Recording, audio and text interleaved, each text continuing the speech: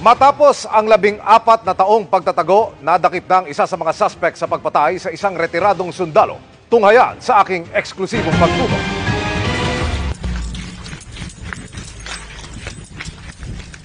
Sa bisa ng warrant of arrest, dinakip ng mga operatiba ng Rizal Police at PNP Intelligence Group sa bayan ng Rodriguez ang wanted sa kasong pagpatay sa isang retiradong Philippine Constabulary Colonel.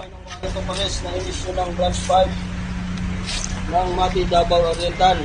Ang 43 anyos na suspect, nagtago raw ng halos 14 na taon. Yung crime na for murder is nangyari noong 2009 sa Mati, Davao. Lumabas yung kanilang warrant of arrest noong 2010. Una raw nagtago sa Surigao Province ang akusado at nagtrabaho sa isang banana plantation doon bago lumapag dito sa Rizal Province at nagtrabaho bilang gwardiya. Yung intelligence packet ay senior po ng ating intelligence group.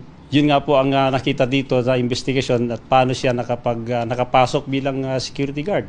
Ayon sa Rizal Police, dalawa silang kinasuhan sa pagpatay kay retired PC Colonel Eulogio Baltasar. Pero ang isang akusado, una nang napatay sa isang police operation sa Davao Oriental.